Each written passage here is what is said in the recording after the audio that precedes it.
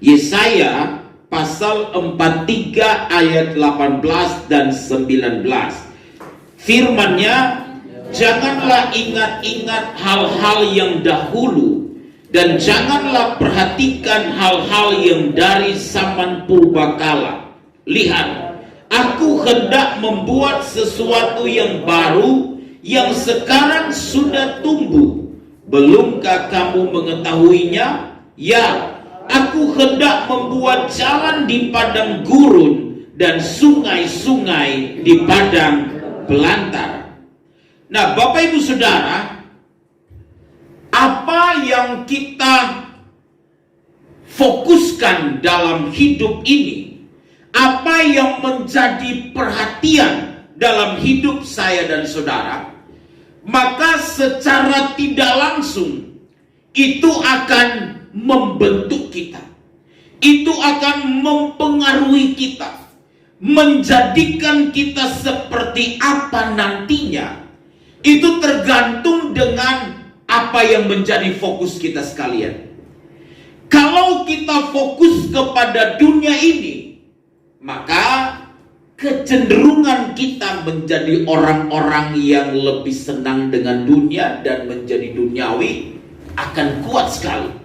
Sebaliknya, kalau kita fokus kepada kekekalan, kita fokus kepada sorga, kita fokus kepada Tuhan, maka itu juga akan membentuk kita, membuat kita akan bertumbuh di dalam kedewasaan. Semakin hari semakin serupa dengan Yesus. Jadi tergantung bagaimana fokus kita. 2 tahun belakangan ini, hampir 2 tahun, kita dihabiskan energi kita dengan memfokuskan kepada pandemi COVID-19. Energi kita itu hampir habis. Semua kita curahkan untuk menghadapi COVID-19. Perhatian kita tertuju kepada berita-berita yang dimunculkan di media tentang bagaimana COVID itu menyerang, lalu kemudian bagaimana orang-orang meninggal. Lalu kalau bunyi ambulans, kita mulai trauma. Jangan-jangan kita berikutnya diangkat oleh ambulans. Jadi ada ketakutan, ada kecemasan yang muncul, yang timbul di hati kita. Kenapa? Karena kita memberi pikiran kita kepada hal tersebut. Kita memberi perhatian kita kepada hal tersebut. Tapi tahukah saudara, sebaliknya kalau kita memberi perhatian kita kepada Tuhan, kita fokus kepada Tuhan, kita belajar melihat Tuhan saja dalam hidup ini, maka seberat apapun persoalan yang kita hadapi, kita akan mampu untuk menjalaninya. Sehebat apapun pergumulan yang ada di hadapan kita, bagaimana tantangan-tantangan yang kita harus jalani dalam hidup ini, kita tetap akan kuat untuk menghadapinya. Mengapa? Karena yang kita lihat Tuhan. Yang kita lihat Tuhan yang besar, yang bisa mengatasi masalah kita sebesar apapun. Yang kita lihat kedahsyatan Tuhan, kemahakuasaan Tuhan, sehingga persoalan yang kita itu kecil banget. Nah, di minggu yang pertama ini saudara, pesan Tuhan bagi kita di dalam Yesaya 43 ayatnya yang ke-18 dan 19 ini, khususnya ayat 19, Alkitab berkata begini, bahwa Tuhan akan mengerjakan sesuatu yang baru, kata Alkitab. Sesuatu yang baru di tengah-tengah saya dan saudara. Pesan Tuhan bagi kita adalah bahwa lihat, aku hendak mengerjakan sesuatu yang baru. Aku hendak membuat sesuatu yang baru. Kata Alkitab, yang sekarang sudah tumbuh. Belumkah kamu mengetahuinya? Bapak Ibu Saudara, ini adalah pesan Tuhan yang disampaikan pertama-tama kepada bangsa Israel ketika mereka sedang menjalani pembuangan di Babel pada saat itu. Masa pembuangan itu adalah masa yang susah. Latar belakang yang dialami oleh bangsa Israel ketika firman Tuhan ini datang adalah mereka sedang mengalami situasi yang berat, saudara. Mereka mengalami masalah yang besar. Sehingga kalau kita baca di dalam Yeremia 29, kita menemukan di situ Alkitab berkata, walaupun mereka berada di pembuangan, mereka tetap diminta untuk tetaplah ambil istri bagi anak-anak, bangun kebun anggur, tanami itu, bekerja, dirikan rumah dan lain sebagainya. Walaupun ada masalah, tapi tetap harus berjalan hidup ini. Walaupun ada pergumulan, harus tetap dilanjutkan. Life must go on. Hidup harus tetap berjalan. Ada masalah, nggak ada masalah, pandang Yesus. Ada pergumulan, nggak ada pergumulan, lihat Yesus. Kenyataannya banyak masalah. Tapi tahukah saudara, Tuhan menyampaikan satu berita yang menyejukkan kepada bangsa Israel, bahwa Tuhan akan membebaskan mereka dari penderitaan. Ketika mereka sedang berada di pembuangan yang mereka alami, ayat 19 berkata, Tuhan hendak membuat jalan di padang gurun dan sungai-sungai di padang belantara, kata Alkitab. Tuhan akan membuat sesuatu yang baru di tahun 2022 ini. Mari kita percaya bahwa Tuhan juga akan membuat sesuatu yang baru bagi kita. Apa yang Tuhan buat, saudara? Kata Alkitab apa? Alkitab berkata, aku hendak membuat jalan di mana? Di padang gurun, dan membuat sungai-sungai di padang belantara. Padang gurun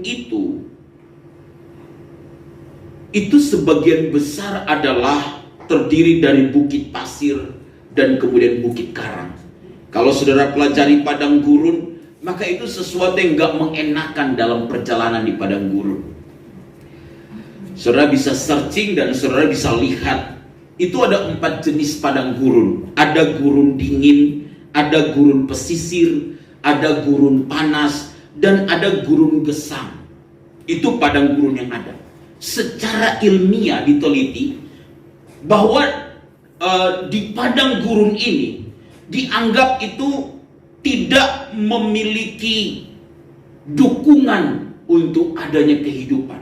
Dengan kata lain, itu hanya memiliki kemampuan yang kecil untuk mendukung kehidupan. Secara rohani itu padang gurun itu sering dimaknai sebagai masa-masa pergumulan kita, masa-masa kita sulit, masa-masa di mana kita kehilangan banyak hal yang Tuhan izinkan itu terjadi dalam hidup kita. Tapi tahukah saudara, saya mau beritahu kepada saudara begini, sekalipun itu adalah masa di mana kita mengalami pergumulan secara rohani, kita berada di keadaan-keadaan yang tidak mengenakan, tetapi di padang gurun itulah bangsa Israel melihat mujizat Tuhan. Di padang gurun itu bangsa Israel dipelihara oleh Tuhan. Ketika mereka diminta keluar dari tanah Mesir, tanah perbudakan, menuju ke Kanaan, tanah perjanjian, dan mereka harus melewati padang gurun, sekalipun mereka berada 40 tahun di padang gurun, tapi pakaian mereka tidak koyak. Kemudian alas kaki mereka juga tidak lapuk. Kenapa? Karena mereka dipelihara oleh Tuhan. Walaupun kita mengalami hal-hal yang sulit, bukankah hari ini kita masih bisa ada oleh karena kemurahan Tuhan? Makanya kita harus belajar tetap percaya kepada Tuhan dan melihat kebaikan-kebaikan Tuhan itu tetap ada dalam hidup kita. Jangan sampai kita berada di padang gurun, kita salah ambil keputusan, saudara. Iya, kita lari dari proses Tuhan, kita lari dari pembentukan Tuhan. Kata Alkitab, waktu terjadi kelaparan di Bethlehem, kemudian Elimelek membawa istrinya yang bernama Naomi dan kedua anaknya yang bernama Mahlon dan Kilion untuk mereka pergi ke Moab. Bethlehem artinya rumah roti. Mereka pergi ke Moab, di situ banyak penyembahan berhala. Untuk apa? Bertahan hidup. Tapi tahukah saudara, Elimelek kemudian meninggal. Mahlon dan Kilion juga ikut meninggal. Tinggal Naomi seorang diri. Kalau kita ngambil keputusan hanya karena Tuhan ini padang gurun, ini susah Tuhan, lalu kita berupaya menolong Tuhan dengan memutuskan sesuatu yang kelihatannya baik, itu belum tentu akan membawa kita pada keberkatan. Padang gurun tidak selalu akan mengecewakan saya dan saudara, karena di situ kita bisa ketemu Tuhan. Amin, saudara. Kata Alkitab, Tuhan juga membuat sungai-sungai di padang belantara. Padang belantara itu satu keadaan tanah yang bisa tandus juga, yang tidak diolah. Tapi Tuhan mengalirkan sungai-sungai di situ. Kata Alkitab, Tuhan membuat sungai-sungai di padang belantara. Artinya apa, saudara? Ketika Alkitab berkata, ketahuilah, kata Tuhan, aku akan membuat jalan di padang gurun dan kemudian sungai di padang belantara. Artinya begini, saudara, ada hal baru yang akan Tuhan buat bagi saya dan saudara di tahun 2022 ini. Bukan sesuatu yang biasa-biasa saja atau yang pernah ada. Karena begitu sulit akan ada jalan di padang gurun, dan begitu sulit akan ada sungai-sungai di padang belantara. Tuhan sedang beritahu kepada kita, ada hal yang menakjubkan yang Tuhan akan buat bagi saya dan saudara. Hal-hal yang kita tidak pernah pikirkan sebelumnya. Dan kata Alkitab begini, sekarang itu sudah tumbuh. Lihat, aku membuat sesuatu yang baru yang sekarang sudah apa? Tumbuh. Kadangkala kita tidak mengetahui bahwa Tuhan sebenarnya sedang memulai sesuatu yang baru. Tapi persoalannya adalah kita tidak bisa peka dan menangkap bahwa ini loh signal yang sedang Tuhan tunjukkan bagi kita. Sehingga kita harus menangkap nih, Tuhan mau arah kemana nih, Tuhan mau pimpin kemana nih, Tuhan mau bawa kemana. Walaupun mungkin saat ini kita sedang diproses Tuhan, kita sedang mengalami hal-hal yang tidak mengenakan, tapi kalau itu Tuhan mau kita berada di situ, tetaplah kita berada di situ. Kenapa? Karena Tuhan tetap pelihara kita. Di padang gurun juga ada mujizat. Di masa-masa sukar kita itu ada pertolongan Tuhan yang ajaib yang Tuhan siapkan bagi saya dan saudara. Kita hanya perlu belajar mempercayai Dia. Karena itu Alkitab berkata, belumkah kamu mengetahuinya? Kadangkala kita tidak peka loh terhadap apa yang sedang Tuhan kerjakan dalam hidup saya dan saudara. Kadangkala kita itu tidak nangkap apa sih yang sedang Tuhan buat bagi kita. Di tahun 2022 ini kita harus belajar peka dengan apa yang sedang Tuhan kerjakan bagi kita. Kita harus ikuti apa maunya Tuhan, ikuti tuntunan Tuhan. Kita tidak boleh ngandalin kepintaran kita. Kita nggak boleh ngandalin pengalaman kita. Kita nggak boleh mengandalin semua yang kita miliki. Segala sesuatu yang menjadi sumber daya kita yang ada, tidak bisa kita andalkan. Semua itu kita perlu mengandalkan Tuhan dalam hidup kita. Tuhan memakai segala sumber daya yang Tuhan telah berikan bagi kita. Kepintaran, kecerdasan, tentunya Tuhan akan pakai ketika kita meletakkan itu kepada Tuhan. Itu artinya kita mengandalkan Tuhan. Dan Alkitab berkata kepada kita, diberkatilah orang yang mengandalkan Tuhan dan yang menaruh harapnya sama Tuhan. Seringkali kan kita merasa, oh kayaknya gue udah tahu nih, begini nih caranya. Oh kayaknya aku udah tahu nih, begini nih caranya. Tapi akhirnya karena kita berpikir kita tahu, ternyata kita orang yang paling tidak tahu. Karena yang kita tahu itu tidak bisa menolong kita. Karena itu Alkitab berkata, belumkah kamu mengetahuinya? Belumkah kamu mengetahuinya? Mengetahui itu berasal dari kata Ibrani yada, yang berarti itu mengetahui karena memiliki pengenalan atau karena memiliki hubungan. Hubungan yang apa? Yang dekat secara pribadi. Begini maksudnya. Kita memang tidak bisa mengetahuinya. Tentang apa? Tentang hal yang baru yang memang Tuhan mau kerjakan. Tentang bagaimana Tuhan membuat jalan di tengah padang gurun dan sungai-sungai di padang belantara. Kenapa? Karena kita tidak cukup dekat loh dengan Tuhan, saudara. Kita nggak cukup memiliki pergaulan yang begitu intim dengan Tuhan. Kecintaan kita kepada Tuhan, itulah yang akan membuat kita akan lebih peka dengan apa yang sedang Tuhan kerjakan dalam hidup kita. Karena itu saya telah memulai dengan menyampaikan kepada saudara begini. Fokus kita akan menentukan keberadaan kita. Kalau kita hanya fokus di dunia ini, maka kemudian kita menjadi orang-orang yang cenderung duniawi, lalu kita menjadi tumpul untuk memahami apa yang menjadi rencana Tuhan. Tapi kalau kita fokus kepada Tuhan, saudara-saudara, kita fokus kepada kerajaannya, kita fokus kepada Yesus, kita mengikuti jejak-jejak Yesus, sehingga kita mewarisi sifat-sifat Yesus yang ada di dalam diri saya dan saudara, maka itu akan mempertajam indera kita untuk mengenal Tuhan dengan lebih dekat, tapi untuk mengetahui apa juga yang menjadi rencana Tuhan dalam hidup kita.